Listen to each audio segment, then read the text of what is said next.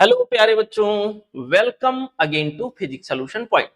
मेरे प्यारे बच्चों, जो पेपर कंटिन्यू था हम लोग कर रहे थे बच्चों, क्वेश्चन नंबर 40 तक को हम लोगों ने सॉल्व कर लिया था। ठीक है, आज हम लोग अगले क्वेश्चन से क्वेश्चन नंबर 41 से कंटिन्यू करेंगे। बच्चों क्वेश्चन नंबर 41 क्या कह रहा है, पढ़ते हैं एक बार। Electromagnetic wave of intensity I is incident on the lower surface of square plate held horizontally in equilibrium in air on earth. Okay, हमसे कहा गया है if plate area is A, plate का एरिया ये हो, and plate is perfectly reflecting, then find mass of the plate.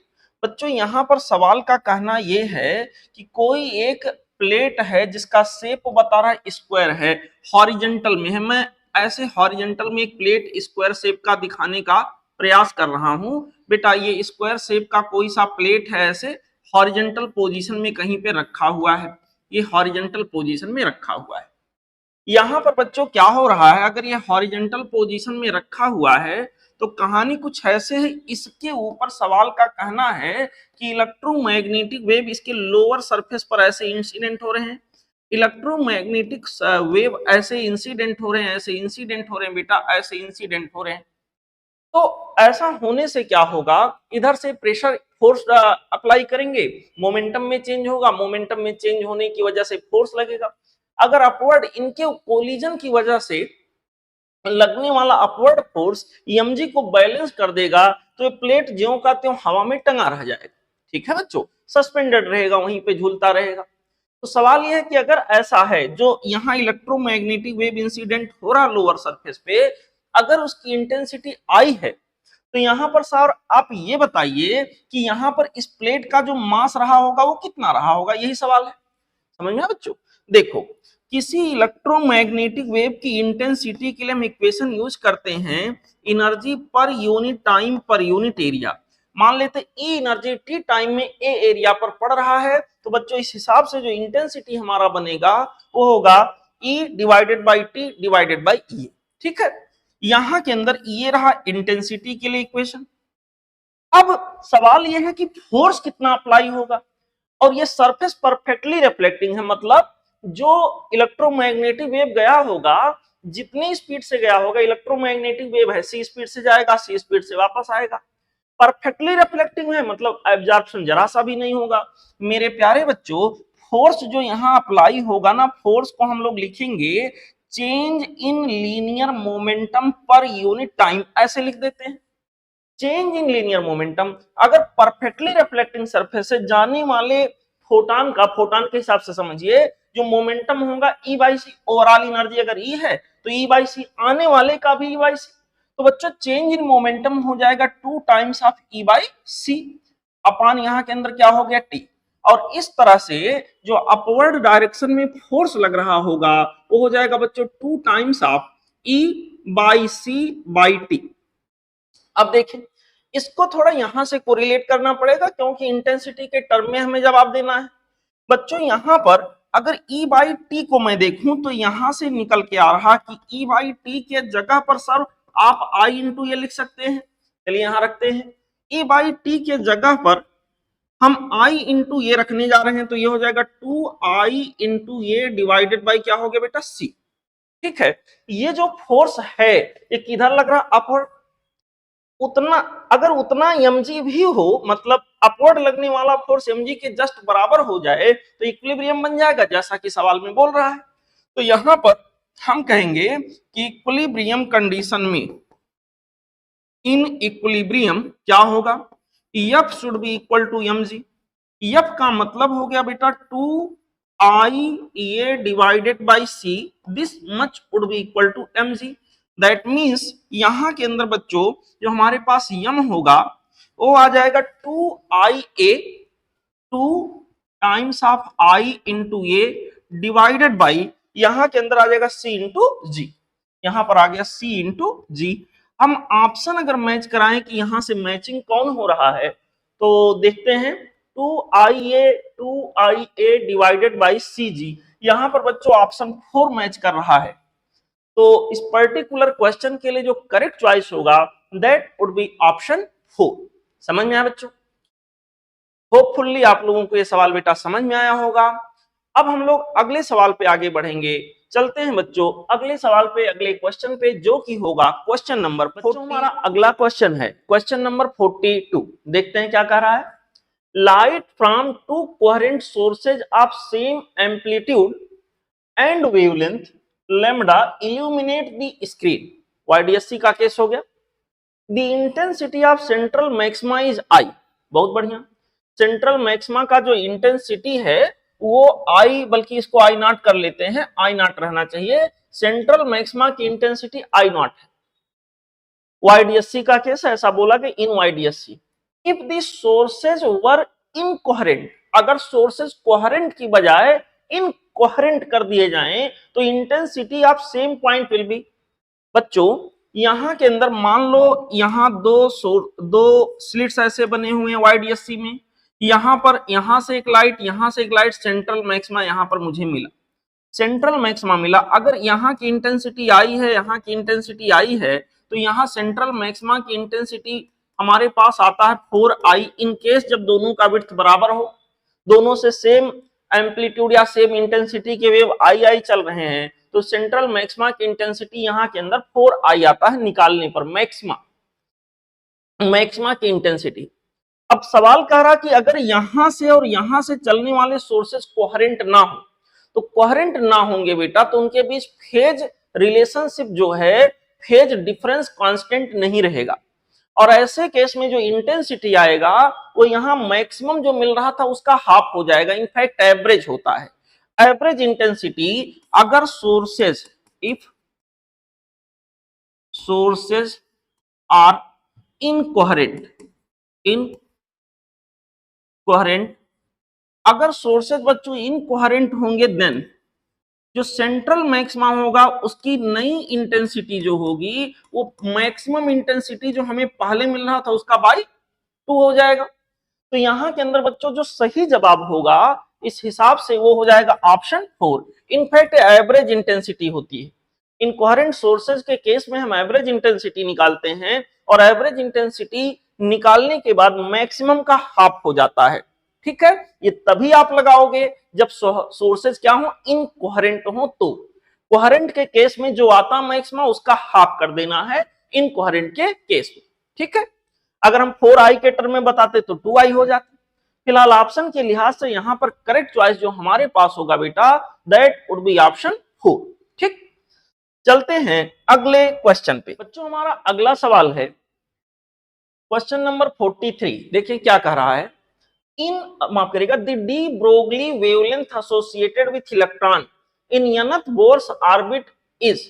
यहां पर where r is the radius of nth Bohr orbit. मेरे प्यारे बच्चों बोहर्स ऑर्बिट का नाम लिया है, वैसे भी आप लोगों को हो सकता है डायरेक्ट याद हो, मैं पूरा बता देता हूं। अगर बोहर्स ऑर्बिट का नाम लिया है तो बोहर का कहना यह है कि इलेक्ट्रॉन केवल उन्हीं एनर्जी स्टेट में रिवॉल्व कर सकता है जिसमें उसका angular momentum means mvr h/2 का इंटीग्रल मल्टीपल हो, nh/2, ऐसा कुछ हो। इस प्रकार से बच्चों हम क्या देख रहे हैं, 2 को इधर ले आए, ये हो जाएगा 2 small r, this will be equal to n h/m into v को यहां उठा के ले आए, यहां पर बच्चों m इंटू वी को मैं यहां ले आया, ये वाला m इंटू वी यहां ले आया। ये क्या है, ये डी ब्रोगली वेवलेंथ ही तो है, ये चपान पी हो गया। तो यहां के अंदर बच्चों हमारे पास हो जाएगा 2πr equal to n into lambda, ऐसा कुछ बनेगा। उसने हमसे पूछा डी ब्रोगली वेवलेंथ क्या होगा, लैम्डा की वैल्यू। तो लैम्डा की वैल्यू बेटा यहां के अंदर हो जाएगा 2πr डिवाइडेड बाई n। ठीक है, nth ऑर्बिट के लिए डी ब्रोगली वेवलेंथ। तो डी ब्रोगली वेवलेंथ का यहाँ के लिए जो आंसर होगा, अंगस्ट्रॉम में बेसिकली यूनिट ज्यादातर केसेस में आता है, हमारे पास जो करेक्ट चॉइस होगा 2πr/n अंगस्ट्रॉम, यहाँ पर ऑप्शन 1 हमारा करेक्ट ऑप्शन होगा। ठीक है, यहाँ r अगर अंगस्ट्रॉम में है तो यूनिट इसका अंगस्ट्रॉम में आएगा, r मीटर में लिया होगा तो यूनिट मीटर में आएगा, यहाँ फिलहाल अंगस्ट्रॉम में दिया है, पहला चॉइस इसका करेक्ट होगा। समझ गए बच्चों, चलते हैं अगले क्वेश्चन पे। बच्चों हमारा अगला क्वेश्चन है क्वेश्चन नंबर 44। क्वेश्चन नंबर 44 में क्या बोला गया है आप लोग देखें, if E and lambda represent the energy and wavelength respectively of an electron, then graph between lambda and log E will have, यहां पर ऑप्शन में है positive slope, negative slope, zero slope, infinite slope. क्या सही होगा? देखिए यहां पर इलेक्ट्रॉन की वेवलेंथ का मतलब हो गया इलेक्ट्रॉन का डी ब्रोगली वेवलेंथ। इलेक्ट्रॉन की एनर्जी का बेसिक सेंस जो हम लेंगे इलेक्ट्रॉन की काइनेटिक एनर्जी से लेंगे। तो यहाँ के अंदर बच्चों सब मिला जुला कर यहाँ डी ब्रोगली वेवलेंथ जो हम लोग लिखते हैं किसी इलेक्ट्रॉन जो ऑर्बिट में रिवॉल्व कर रहा होगा, फिलहाल कौन सा इलेक्ट्रॉन है, आप एन इलेक्ट्रॉन कहीं भी हो सकता है, चल वो मोशन में होगा। डी ब्रोगली वेवलेंथ की वैल्यू बेटा यहाँ के अंदर होगा h बाई पी, और p के जगह पर लिखते हैं स्क्वायर रूट के अंदर 2 times of m into kinetic energy, और यहाँ एनर्जी को E दिया है, मींस यहाँ के अंदर हमारे पास क्या हो जाएगा E। अब आप लोग देखो बेटा यहाँ के अंदर लैम्डा इक्वल टू आ जाएगा h, और यहां पर आ जाएगा 2m की पावर हाफ, अलग कर देते हैं माइनस हाफ हो जाएगा, यहां के अंदर इसको ऊपर ले जाएंगे, इस होल की पावर माइनस हाफ, इतने को अलग कर दिया और इनटू हो जाएगा e की पावर माइनस हाफ। ठीक है, यहां प्लस हाफ था, ऊपर जाके माइनस हाफ। अब बच्चों यहां के अंदर हम लोग देखेंगे दोनों साइड का अगर लॉग ले ले, जैसा कि सवाल में कहा है कि लॉग लैम्डा का ग्राफ हमें बताना है, स्लोप बताना है, लॉग ई के रेस्पेक्ट में कैसा होगा, इनके बीच अगर ग्राफ खींचे, दोनों साइड का लॉग ले लें तो log lambda equal to logarithms of हो जाएगा ये पूरा जो भी यहाँ पे है, यहाँ के अंदर बच्चों h, और ये आ जाएगा हमारे पास 2 टाइम्स ऑफ m की पावर हाफ माइनस हाफ, ऐसे दिस मच यहां पर हो जाएगा बच्चों प्लस लॉग e की पावर माइनस हाफ, और माइनस हाफ बेटा यहां के अंदर आ जाएगा, ये हमारे पास हो जाएगा minus half 1/2 times of log e। तो देखो यहां जो भी हो, इसकी पावर माइनस है, इसकी पावर प्लस है, may be value overall positive है नेगेटिव है, डिपेंड करता है वैल्यूज पे। मुझे स्लोप देखना है, स्लोप देखने के लिए मैं यहां जाता हूं, फिर से इसको एक बार लिखता हूं, log lambda will be equal to minus of half times of log e plus यहां के अंदर हो जाएगा बच्चों log, कितना हो जाएगा, ये हो जाएगा h, और यहां पे हो जाएगा 2 टाइम्स ऑफ m की पावर माइनस हाफ, ऐसा कुछ आ जाएगा। देखो ये हो गया y, ये हो गया बेटा m, ये हो गया x, और ये पूरा हो गया c।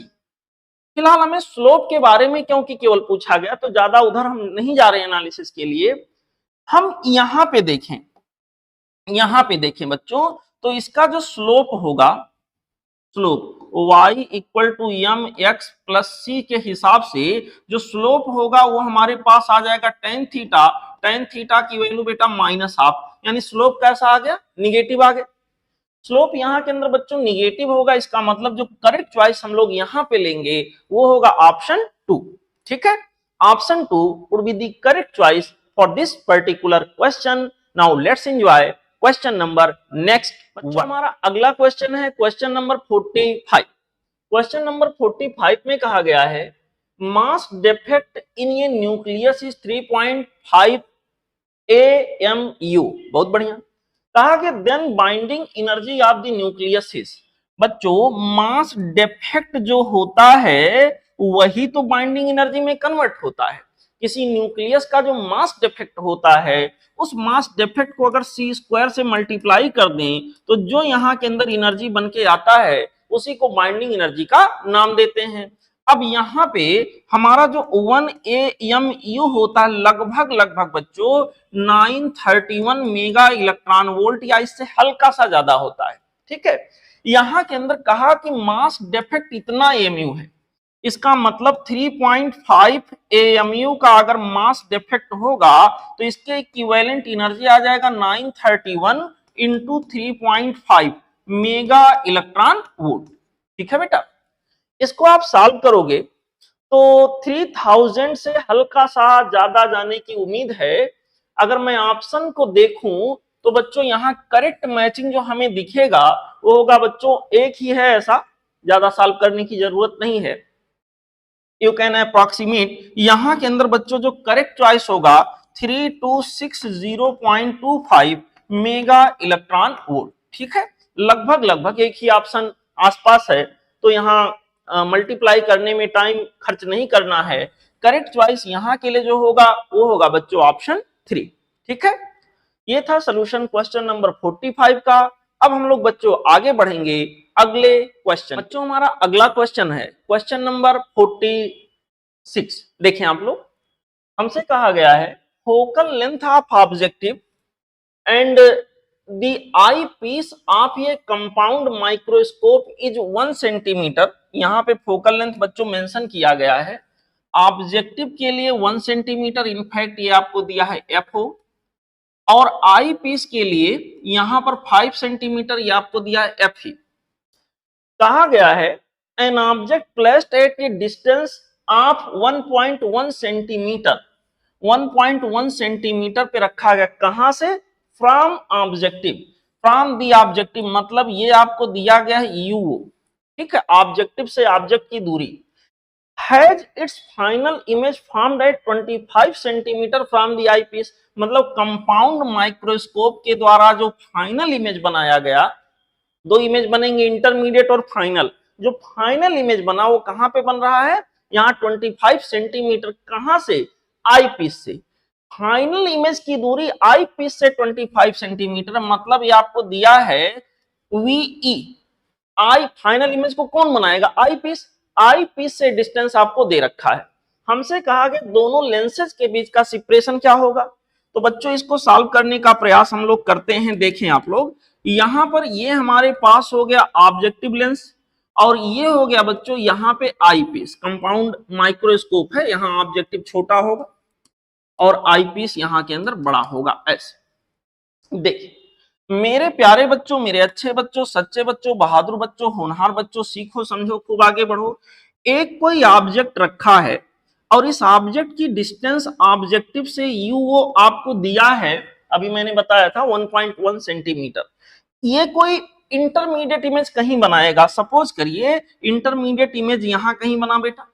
जो इंटरमीडिएट इमेज होगा, इस इंटरमीडिएट इमेज को ये आई पीस ऑब्जेक्ट की तरह से ट्रीट करेगा और फाइनल इमेज कहीं पर आके बनेगा। ये रहा मान लो फाइनल इमेज यहां कहीं बना, ऐसा सिचुएशन होगा। मेरे प्यारे बच्चों, मेरे अच्छे बच्चों, सच्चे बच्चों, बहादुर बच्चों, यहाँ पे फाइनल इमेज का जो सेपरेशन है यहां से आपको दिया गया आई पीस से, दिस इज फाइनल इमेज, मतलब वी, ये आपको दिया गया कितना? 25 सेंटीमीटर। हमसे कहा गया कि सर आप ये बताइए दोनों लेंसेज के बीच का सेपरेशन क्या होगा, इनके बीच का सेपरेशन पूछा गया है। बेटा देखो, अगर हम लोग कुछ मेहनत करके इतने डिस्टेंस को फाइंड आउट कर लें, यहां पर इतने डिस्टेंस मतलब वीओ, डिस्टेंस ऑफ इमेज, इसके लिए इमेज है फ्रॉम ऑब्जेक्टिव, और मेहनत करके हम लोग यहां पर यूओ को फाइंड आउट कर लें, तो यहाँ यूओ प्लस, माफ करेगा, इसको यूई लिखना चाहिए, यूई और वीओ को ऐड करने पर ट्यूब का लेंथ यानी दोनों लेंसेज के बीच का सेपरेशन हमें पता हो जाएगा। कैसे निकालेंगे सब लोग देखो। मेरे प्यारे बच्चों, हम लोग अप्लाई करेंगे फॉर ऑब्जेक्टिव। सबसे पहले ऑब्जेक्टिव के लिए नियम अप्लाई करेंगे, lens formula 1/VO minus 1/UO equal to 1/FO। चलिए वैल्यूज रखते हैं। 1/VO, मेरे प्यारे बच्चों 1/VO कितना होगा यही तो पता करना है, माइनस 1/UO, UO की डिस्टेंस 1.1 सेंटीमीटर, 1.1 सेंटीमीटर और निगेटिव होगा, तो निगेटिव में रखेंगे बच्चों, यहां पॉजिटिव हो गया, 1 डिवाइडेड बाई 1.1, ऊपर नीचे 10 से मल्टीप्लाई कर लेंगे, ऐसा कुछ आ जाएगा 10/11 इक्वल टू 1/FO। ऑब्जेक्टिव का जो फोकल लेंथ है 1 सेंटीमीटर है और पॉजिटिव होगा क्योंकि यहाँ कॉन्वेक्स लेंस यूज हुआ है। मेरे प्यारे बच्चों, इसको हम लोग सॉल्व करके देखते हैं क्या आता है। 1/VO this much would be equal to 1 minus 10/11, 1 minus 10/11, यहाँ के अंदर बच्चों 1 बाई आ जाएगा 11, यानी कि VO की वैल्यू आ जाएगी 11 सेंटीमीटर। 1 यहाँ पर 11 सेंटीमीटर के बराबर आ गया वीओ। अब हमारा लक्ष्य होगा बेटा यूई को निकालना कि भाई यूई की वैल्यू क्या है। देखो सब लोग, यूई की वैल्यू अगर निकालने के लिए जाएं तो अब हम इक्वेशन लगाएंगे for eyepiece. Eyepiece के लिए हम नियम लगाएंगे, लेंस का फॉर्मूला 1/v माइनस यहां के अंदर हो जाएगा 1/u इक्वल टू 1/f। यहां सब कुछ आई पीस के लिए है। मेरे प्यारे बच्चों, मेरे अच्छे बच्चों, सच्चे बच्चों, बहादुर बच्चों, 1/VE जो कि यहां के अंदर बच्चों देखें हमको कितना दिया 25 सेंटीमीटर, बट इधर ही ये बन रहा है तो यहां पर बच्चों निगेटिव में होगा माइनस ऑफ 25 माइनस 1/UE। हमें अंदाजा नहीं है लेकिन इतना तो अंदाजा है, अगर साइन कन्वेंशन अभी से रखते हैं तो यहां के अंदर बच्चों किस में आ जाएगा, ये निगेटिव में आ जाएगा। निगेटिव में रखेंगे तो इसको निगेटिव में रखा तो यहाँ पॉजिटिव हो जाएगा, इक्वल टू 1/FE। जो हमारा आई पीस था बेटा उसका फोकल लेंथ 5 सेंटीमीटर है, दिस इज 5। यहां के अंदर सवाल की जो आंसर होगी 1/UE will be equal to 1/5 minus करेंगे तो प्लस हो जाएगा 1/25। मेरे प्यारे बच्चों 1/UE बिकम्स इक्वल टू 25 बेटा यहां के अंदर एलसीएम हो जाएगा और यहां पर 5 प्लस 1 यानी 6 आ जाएगा 6/25। यानी कि बच्चों UE की वैल्यू हो जाएगा 25/6 सेंटीमीटर। अब देखो हमको यहां ट्यूब का लेंथ पता करना था। ट्यूब का लेंथ क्या होगा, ट्यूब का लेंथ बताने के लिए सिंपल सी बात हमें यहां करनी है। ट्यूब का लेंथ यानी दोनों लेंसेज के बीच का सेपरेशन क्या होगा, मान लिया यल है तो दोनों के मैग्नीट्यूड को ऐड कर देना VO प्लस UE। यहां पर यल की वैल्यू हो जाएगा बच्चों UO का मतलब यहां के VO का मतलब हो गया 11 प्लस UE का मतलब हो जाएगा 25/6। 25/6 इसको सॉल्व करेंगे 6 हो गया 66 और यहां पर हो जाएगा बच्चों 25। 66 प्लस 25 यहां पर प्लस कर लेते हैं। यहां पर बच्चों इसको सॉल्व करना पड़ेगा जो भी आए। यल की वैल्यू माफ करिएगा, यल की वैल्यू बेटा यहां के अंदर हमारे पास हो जाएगा 1 और 91/6 सेंटीमीटर। तो सही जवाब यहां के लिए हो गया 91/6 सेंटीमीटर, जो कि हमें ऑप्शन 4 में चमकता हुआ दिख रहा है। तो करेक्ट चॉइस यहां के लिए हो गया बच्चों हमारा ऑप्शन 4। होपफुली आपको बच्चों इस क्वेश्चन का सलूशन समझ में आया होगा। अब हम लोग आगे बढ़ेंगे, अगले क्वेश्चन को एंजॉय करेंगे। बच्चों हमारा अगला क्वेश्चन है क्वेश्चन नंबर 47। क्या कह रहा है, असर्शन में लिख रहा है amongst alpha, beta and gamma particles, alpha particle has maximum penetrating power।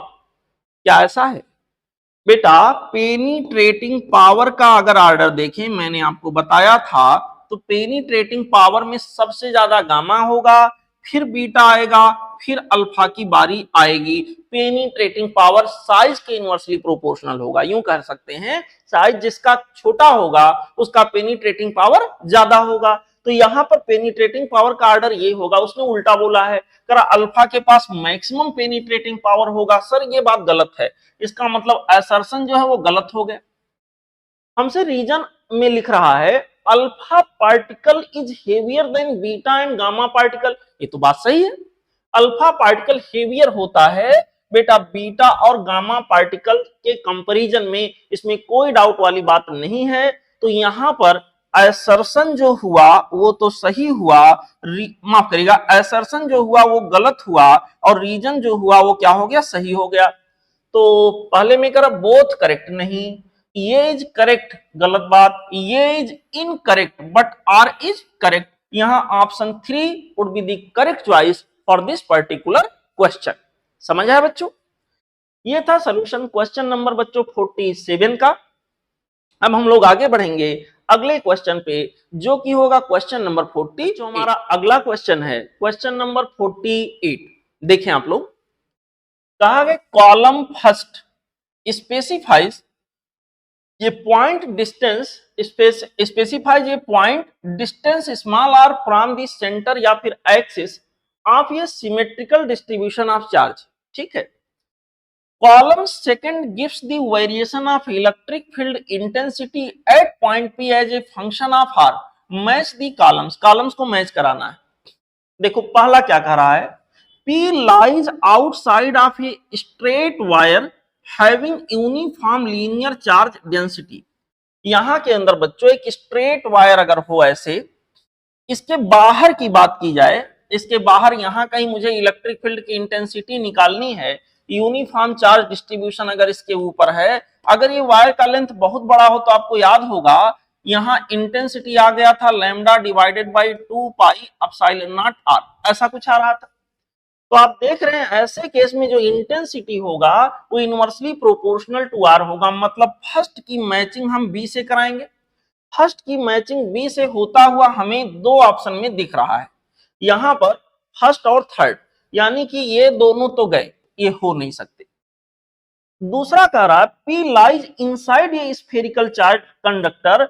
बच्चों स्फेरिकल चार्ज कंडक्टर के अंदर अगर लाई कर रहा होगा ये पॉइंट पी, कोई भी शेप हो, वो हमारा वायर हो या सिलेंडर हो या स्फेयर हो, जैसा भी हो, अगर वो यूनिफॉर्म चार्ज डिस्ट्रीब्यूशन का केस है, जैसा कि कहा है स्फेरिकल चार्ज कंडक्टर, कंडक्टर अगर यहां के अंदर है बच्चों, तो कंडक्टर के केस में अंदर के हर पॉइंट पर इंटेंसिटी क्या होगा, जीरो होगा।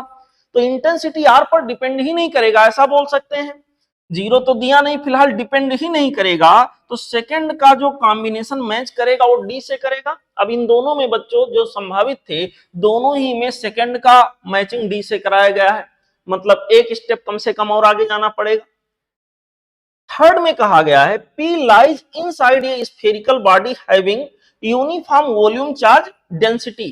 यूनिफॉर्म वॉल्यूम चार्ज डेंसिटी के केस में जैसे नॉन कंडक्टिंग स्फेयर हो और नॉन मेटेलिक हो, यूनिफॉर्म रूप से चार्ज डिस्ट्रीब्यूट हो जाए, तो अगर पॉइंट पी अंदर उसके लाई करता है बेटा, तो ऐसे केस में याद करिए इंटेंसिटी आ रहा था 1/4 pi epsilon naught capital Q by capital R का क्यूब स्मॉल आर। यहां पे intensity directly proportional to r हो रहा था।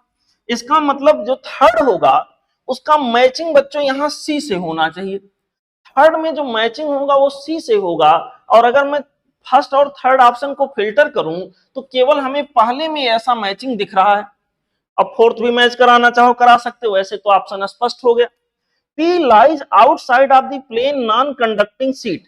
नॉन कंडक्टिंग सीट हो या कंडक्टिंग सीट हो, अगर पॉइंट पी उसके बाहर लाई करता है, तो बच्चों अगर लार्ज सीट है तो जैसे कैपेसिटर की प्लेट, तो इंटेंसिटी आर के ऊपर डिपेंड नहीं करता, यानी कि यहाँ की मैचिंग डी से होगी। बच्चों यहाँ के अंदर जो करेक्ट चॉइस इस प्रकार से होगा वो हो जाएगा ऑप्शन 1।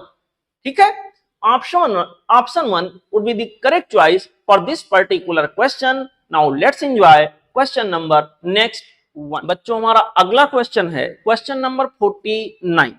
देखते हैं इसको। क्वेश्चन नंबर 49 में कहा गया charge particle having non-zero velocity is subjected to a certain condition given in column first, column second gives possible trajectories of the particle। Okay, match the conditions in column first with results in column second। मेरे प्यारे बच्चों trajectory यहां match करनी first की second से कैसे match कर रही होगी, ये ट्रेजेक्ट्री हमें ये मैचिंग कराना है। देखो यहां नॉन जीरो वेलोसिटी से कोई चार्ज पार्टिकल चल रहा था, सिंपल सा केस है, और कोई यहां पर बच्चों कंडीशन के अकॉर्डिंग चल रहा है, कोई फील्ड वगैरह होगा उसमें चल रहा होगा, तो उनकी पॉसिबल ट्रेजेक्ट्री जो होंगी वो किस प्रकार की होंगी, हमें इन दोनों कॉलम को इसके हिसाब से मैच कराना है। तो देखते हैं, पहला कह रहा है in only uniform electric field, column first में कह रहा है कि अगर चार्ज पार्टिकल केवल यूनिफॉर्म इलेक्ट्रिक फील्ड हो उसमें मोशन कर रहा हो तो क्या होगा। अगर बच्चों charge particle uniform electric field में मोशन करेगा तो हो सकता है यूनिफॉर्म इलेक्ट्रिक फील्ड के अलांग चल रहा हो तो स्ट्रेट लाइन चलेगा, परपेंडिकुलर चलने का प्रयास करेगा तो उसका पाथ पैराबोलिक हो जाएगा। ठीक है, तो यहां देखते हैं क्या क्या पॉसिबिलिटीज हैं। पी के लिए जो पॉसिबिलिटीज मैच होंगे वो क्या क्या होंगे? पाथ में भी स्ट्रेट लाइन हो सकता है, इसका मतलब पहले का मैचिंग ए से हो सकता है। पाथ में भी पैराबोला बी से भी हो सकता है, बिल्कुल सही है। ये भी सब में ही दिया है। तो यहां पर बच्चों ये जहां तक पी की बात है ये सब में ही सेम दिया है, कुछ करना नहीं। In only uniform magnetic field, आपको पता है यूनिफॉर्म मैग्नेटिक फील्ड के अगर बच्चों यहां इलेक्ट्रिक फील्ड की बजाय मैग्नेटिक फील्ड हो, charge particle uniform magnetic field के एलॉन्ग मोशन करे तो उस पर कोई मैग्नेटिक फोर्स नहीं लगेगा, उसका motion straight line uniform velocity से होगा। इसका मतलब यहां के अंदर स्ट्रेट लाइन हो सकता है, क्योंकि मैचिंग ये से भी हो सकती है, सब में दिया है। यहां पर बच्चों फिर कह रहा है अगर मान लो यही चार्ज पार्टिकल मैग्नेटिक फील्ड के परपेंडिकुलर जाने का प्रयास करे तो बच्चों उसका पाथ कैसा हो जाता है? सर्कुलर हो जाता है। तो यहां के अंदर पाथ में भी ये सर्कल में भी, इसका मतलब बच्चों क्यू की मैचिंग सी से भी हो सकता है, क्यू की मैचिंग ए से तो हो ही सकता है, सी से भी हो सकता है। अच्छा बी को नहीं चेक हम लोगों ने किया। पैराबोला, बेटा यहां पैराबोला नहीं होगा, मैग्नेटिक फील्ड में पैराबोलिक पाथ नहीं बनता है। यहां के अंदर बच्चों फिलहाल दो केसेस यहां मैच किए। पहला क्योंकि मैचिंग बच्चों ये से तो हो ही रहा है, ये के अलावा सी से भी हो रहा है। मान लो पार्टिकल को किसी एक्यूट एंगल पे अगर ट्रेजेक्ट्री दिया गया, देने का प्रयास किया गया होगा तो उसका पाथ आपको पता है हेलिकल हो जाता है। यूनिफॉर्म मैग्नेटिक फील्ड अगर है तो यूनिफॉर्म हेलिक्स का पाथ बनता है। तो यहां के अंदर डी में कहा गया है पाथ में भी ये helix with uniform pitch, uniform magnetic field अगर है तो यूनिफॉर्म पिच बन सकता है। यानी ए से मैचिंग हुआ क्यू का, ए से मैचिंग हुआ और कहां से हुआ बेटा? सी से हुआ और कहां से हुआ? डी से हुआ। ई में कहा गया है, यहां ई लिखा है बेटा, ई में कहा गया है पाथ में भी helix with non uniform pitch, non uniform pitch यहां नहीं होगा। यहां के अंदर क्योंकि मैग्नेटिक फील्ड के डायरेक्शन में कोई फोर्स बॉडी पे नहीं लगता है, उधर के डायरेक्शन में जब वो आगे बढ़ता है तो कांस्टेंट वेलोसिटी से आगे बढ़ता है।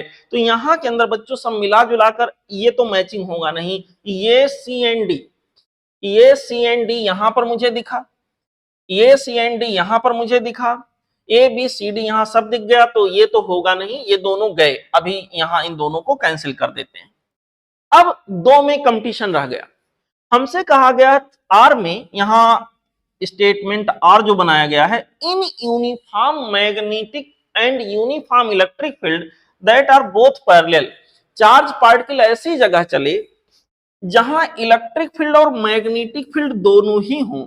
बच्चों इलेक्ट्रिक फील्ड भी वहां मौजूद हो और वहीं पर मैग्नेटिक फील्ड भी मौजूद हो, ये मान लो ग्रीन वाला मान लो मैग्नेटिक फील्ड हो, ये भी मौजूद हो।